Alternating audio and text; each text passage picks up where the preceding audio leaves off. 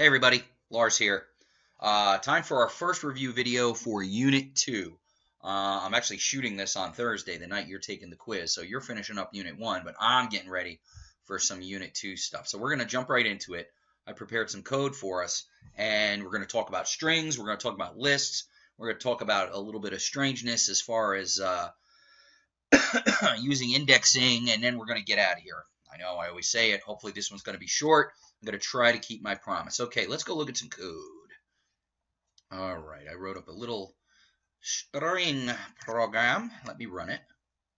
And there we go. I'm going to bring that up. And then I'm going to put the code over here, and we are going to be able to regard it. All right. We look at strings in the beginning of this unit as later on you're going to see it as a data structure, but basically a string is a data type where you're basically using words, you're using sequential characters, and we learn, and you can see right here, I define one real quickly. I call it my string. Dynamic typing in Python means if I just put something in quotes after it, Python's going to know I want a string, and I just put a very long string. The rain in Spain falls mainly on the plain from, I guess, Dr. Dolittle, and we're going to use this string and manipulate it in different ways so we can kind of take a look at how strings look. So the first thing I do right here is how long is it? I print the length of the string, and you can see right over here it says that the length is 43. So I have 43 characters in there. I said, okay, well that makes sense. But if I were to count them, boom, boom, boom, boom, boom, down the line, you'd see I have 43 characters, but I start counting at 0. Because remember, we're computer scientists. So that T is my string of 0, okay? Now we do that here in the second part, access the characters with an index. You can see I print my string of 5, okay? I have the string variable name, and then with brackets, not with braces, not with parentheses, but with brackets, I put a 5 in there, okay? So what gets printed? An A. So we look at the original string, and I got 1, 2, 3, 4, 5, huh? Well, it's the 5th letter, but what you have to remember is that space is also a valid character, okay? And if we start regarding this string from 0, so the T is a 0, the H is 1, the E is 2, the space is 3, the capital R is 4, then the A will be 5. So when we asked for 5, that's what we got. We got the A. Okay? Now we can also do something called slicing. As you can see here, I grab my string and I say, give me from 5 to 15. And I get Ain in Spa. So you can see if you went up here and looked at Ain in Spa, you would see that, well, actually it's over here, Ain in Spa, you would see that it is character 5 to, if we count it out, you'll see that that A right there is 14. Because, and we're going to learn it here, and you're going to hear me say it all semester long, when Python does ranges and indexes, the second value is exclusive. Okay? That means we do not include it. That means that it's the first thing you don't want. And that's what you're going to hear me say over and over and over again. That when Python does ranges, the second part of the range is the first thing you don't want. So what you're actually printing over here is 5 to 14. And you're going to see that comes into play later. We're going to look at some weirdness when it comes to indexing in Python when we get to the end of this video. But for right now, just remember, that's where we want to start, the 5. And as you can see, we get the A, just like we did up there. And then 15 is the first thing we don't want, so it goes all the way to SPA, which is number 14. Okay. Now this is interesting. Remember when we did length and it said 43? Well, if I print my string of 42, what does it give me? It gives me the N. Okay. That's that N right there at the very end of the string. So you're saying, oh, it's 43, and I'm asking for 42, and the reason is because I start counting at 0. What would happen if I asked for 43? I'm going to save it. I'm going to run it. And I'm going to see that I get a big error. And down here, it's going to say string index out of range. Back in the old dinosaur days, when I was a kid programmer, it was called an out of bounds error. Okay? When you have a string of a certain length, you can't ask for something longer than that string, or you will get an error. Those of you familiar with the programming language C, you realize that in C, you can do that because C doesn't care. C is going to go give you whatever you ask for, even though it's wrong. So sometimes you could, have an out-of-bounds error and get something crazy like code or comments or whatever. Python doesn't let you do it. Python says that string is 0 through 42. You ask for 43. Something is wrong. you get an error. But I'm going to change it back, and I'm going to rerun my code, and everybody's going to be happy. Okay, so remember that. You can get an out-of-bounds error when you're dealing with Python and strings. You can also do math or use variables in your indexes. You can see my string of 9 will occur in both cases here, and in both cases it's an I. Okay, now string methods. A little bit of just-in-time talk about object orientation. I don't want to get confusing, but when you create a string, you're doing something that we're going to deal with in Unit 5. You're dealing with object orientation. You're creating a string, but along with that string comes a bunch of little mini programs or functions or methods that we can run on that string. So there's a whole bunch of almost like utility programs that we can run when we get a string. And I did a couple of them here, but I also threw in some other stuff because I want to show you something. You see my string.upper? It comes over here and it gives you the entire string in uppercase, okay? But one thing you need to remember, and you can see I call it with a period, then the name of the little mini programmer method, and then parentheses. Then as we move forward, you're going to learn about functions, and you're going to see that basically what a method is a function that you call on a certain data type. But if that sounds confusing, don't worry about it. You don't need to know about it now. You just need to know that upper is a little mini program we run with our string, and it puts everything in uppercase. But that does not stick. That change does not become permanent, because in the very next line, I print it again, and you can see it's back to normal. And the reason it's back to normal is because strings have a certain property in computer programming that we call being non-mutable. Mutable means change, the ability to mutate something. So something is non-mutable, that means you can't change it. After you create a string in Python, you cannot change it. Okay? You can rename it. You can put it in uppercase and give it another variable name. You can even put it in uppercase and reassign it to the same variable name and make it look like it changed, but it really didn't. Okay? Strings are immutable. You can't change them. That might be a good quiz question. Wink, wink. And I show it to you here because I do the upper and then I print it again, and you can see it's right back to normal. A second method that I run here is the replace method. And basically here I just took the word Spain and I made it France. The rain in France falls mainly on the plain. But then I did the same thing. I printed it again, and you'll see it's right back to normal because the change that I made with replace was not permanent. Okay? So what does the next question become? Of course, how do I make it permanent? So basically what I did was I created a new variable name called newString, and I said myString.replace, and I switched Spain with Germany, and then I printed newString. So the rain in Germany falls mainly on the plain. Now it's permanent because I've renamed it. I've given it a new variable name. Okay? I should separate that out a little bit. And lastly, I just did a quick method called count. Count's kind of neat. Sometimes it becomes helpful. MyString.count n, that could be single quotes or double quotes, string rules in Python. I don't know why I have it doubled with all this. It counts the n's in the string. So it returns a 6. So if you went through and counted, there are 6 n's in that string.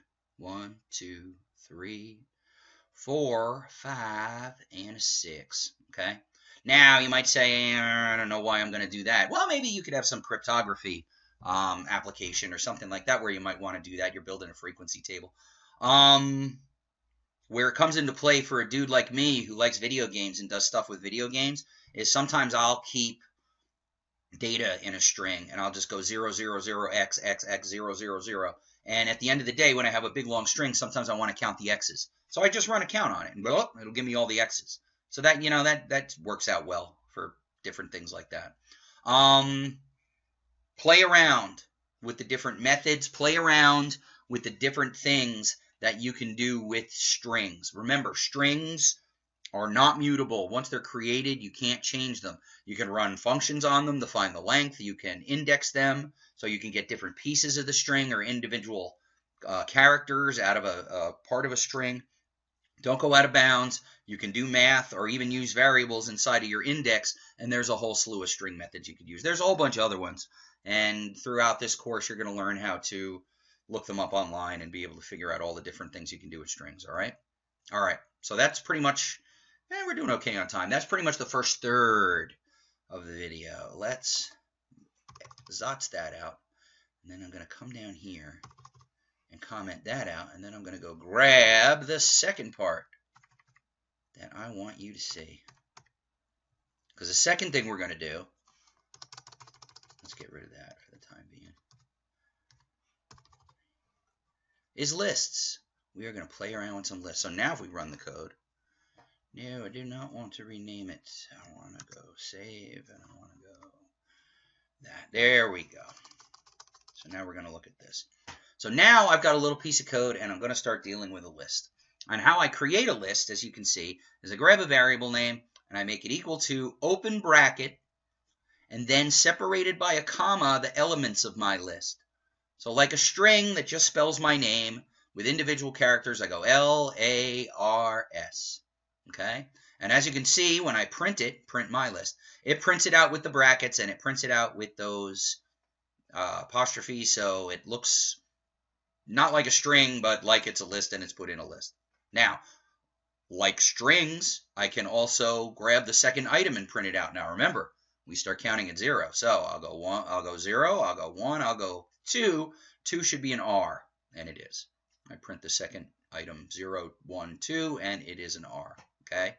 Now, we are going to get to the two main reasons why lists are different than strings, better than strings, incredibly useful.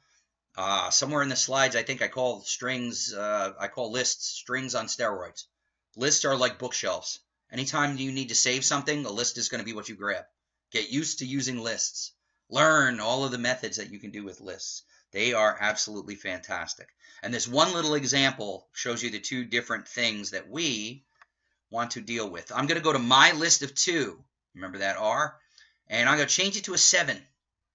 And then I'm going to print things out. So I print it out and look down here. LA7S. Okay? That shows two features of lists that are quite different than with strings. And what those two things are this. One, they're mutable.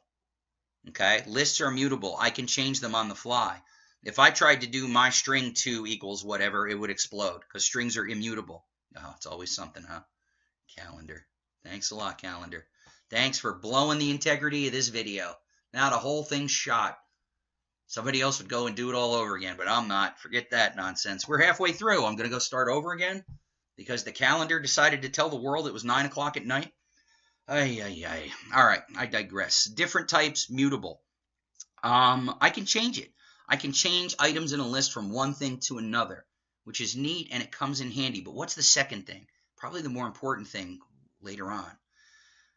L is a character, A is a character, 7's an integer. 7 is a number. Okay, S is a character. When we were dealing with strings up here, we were dealing with characters. We were dealing with alphanumeric characters. We weren't doing anything we could do arithmetic with. We weren't dealing with floating point numbers or booleans or numbers or anything like that. I mean, lists do not care.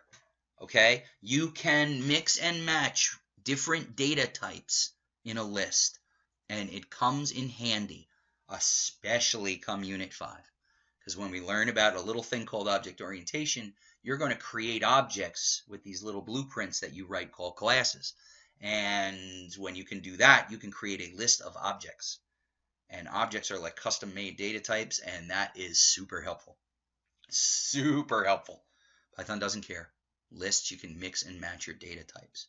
Now, people who have a little experience with previous programming languages know back in the day you would declare what we used to call an array of certain lengths, and when you put something in your array, it had better be either a float or an int or something like that. You had to get more sophisticated in your programming in order to mix and match data types. But now with Python, it doesn't matter. You can put whatever kind of data type you want in that list. So the two things to basically remember that might appear on a quiz are that strings are different from lists, and that lists are mutable, that you can change things in them, and that they are mixed data types. You don't have to have just characters in a list. You can have numbers and Boolean variables. And as I show over here, in this second example, my list 2, you can even stick a list in a list. So I take the first list and I threw it in this second one. And then when I print it out, see, it's got the list right there in the list. As you're going to see, that's how we handle multi-dimensional tables and things like that. We have lists inside of lists, okay? So one last thing we're going to do is I'm going to show you one method. It's called append. It's very helpful. Here I just put a string called one more item, and I appended it to list 2. So list 2 has 2, 2.33, a float, a string, another integer, a list, and then it's going to end with this string. And as you can see right there, we get the string at the end of it. So you can tack things onto a list. You can insert in a list. Append is better at first, though. And you're going to see that because in a data science context, we're going to examine huge lists of things. And if they meet our criteria, we stick them in a smaller list. We're going to be using lists all the time. And there's a lot of great features with them. You can sort them. You can search them very quickly. You can do a lot of things with lists that we're going to exploit as far as Python is concerned. All right? So that's the story with strings and lists. Remember, lists are just collections of items, but they differ from strings in that strings deal with alphanumerics, and lists deal with any data type that you want to put together. And they're mutable. You can swap one object out for another in the middle of the list, just like we did over here, my list of 2 and 7. And you have no worries about this code. You don't have to follow along and type it in as we go. I'm going to take this code and I'm going to put it in your Sakai resources. So you'll have this code to play around with, and you can look at some of the things I did here and fool around with that stuff, all right? All right, we're doing really good on time here. I'm about to, well, 15 minutes? Yeah, I guess I can get things done. Hold on. There's one more thing I want to do, and it's kind of fun. Kind of fun. All right. I've been teaching this course for a couple years now. And, hold on, let me run that. All right, good, nothing. And I guess maybe 2 years ago, year and a half ago, I had a student who asked me a question. And it was a weird question, but it brought up some fun stuff. Let's say I've got a string. I'm going to call it str4, and it's going to say hello world. And I can tell you from experience and from eyeballing the thing that it's got 11 characters, okay? 5 characters, and a space in the middle, all right? So let's say I'm going to print part of that string. I'm going to go str4, and what do I want to print? Let's print the 10th item, all right? So when I run it over here, I get the D. And why do I get the D? I get the D because I start with 0, and as I count down the line, I get the last item, which is the 10. All right, that makes sense. That works for me. Now, what happens in this example if I ask for 11? I start counting 0 to 10, then 11 is going to be 1 further than I should be, so this should explode. And it does. String index out of range, just like we said at the beginning of this video. You can go out of bounds with strings in Python. All right, so far this is the world I know. This is fairly interesting. I can also print this out with a range, can I? So I can do that, and then I can do 11. Now, whereas as a single character, 11 blows up, well, here I want to use 11, okay? Because I want to start at 0, and because I'm using a range in Python, then this is the first thing I don't want. So truth be told, this should work. And look at that, it does. It gives me the entire string, hello world, okay? Now comes the strangeness. Technically, that position doesn't really exist. So how does Python know that I've gone too far or I haven't gone too far? It knows that it has 10. I mean, it could do a len on the thing. So I guess it knows that 11 is too far. But then why wouldn't the same thing work with 17? Right? I'll go to the 17th digit. That should be... It works. Okay? Even weirder. It could be arbitrarily large. And it's still going to work. It's a little bugaboo in Python. I think in order to make the print work with the large ranges, even you can't go out of range. It's never going to tell you I can't print up to 256. I'll just print your whole string for you. That's basically what the print function is doing for you. Okay? because you're in the back end of a range. So it's no longer the first thing you don't want. It's anything past what the length is, okay? And it'll work. And it brings up another interesting point, which is this. What happens when I print -1? I save it, I run it, I get the D. Why did I get the D? Because as you read through your slides, and you saw in your Zell as well, when we do what's called negative indexing, we start backwards at the back of the string, and we can call that -1 and -2 and -3 and so on. So let's say I wanted to print a sequence using negative indexing. Well, let's see. I'm going to grab -4, which I guess is going to be 2, 3, that. And because now I got a range, the first thing I don't want is going to be the -1. So I should get ORL. Let's see what we get. I have no idea what's going to happen here. ORL. So that's exactly what happens. But now we do something to Python. Python doesn't like. Watch this. Now I go -1 to -4. I run it. Nothing happens. Python doesn't like it if you don't go left to right with strings. So you might be saying to yourself, oh, well, I'm a smarty. I know that I can tell it to go backwards if I do a -1.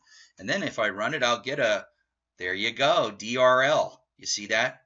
I meant DLR.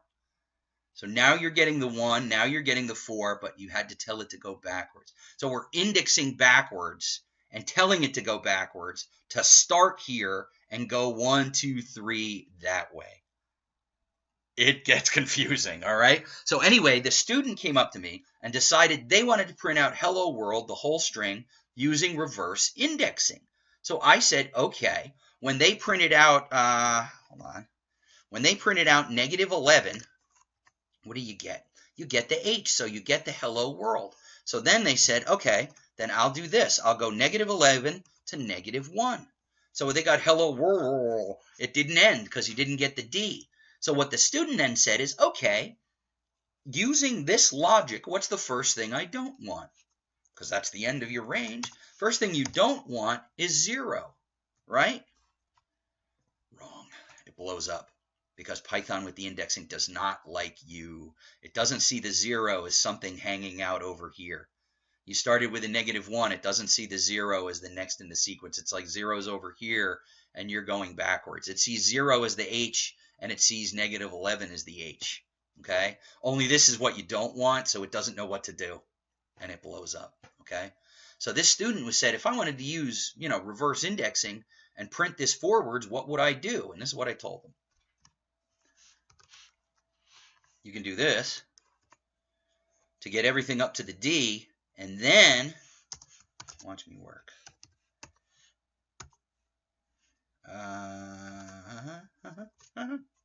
Now, that plus sign in the context of two strings isn't addition.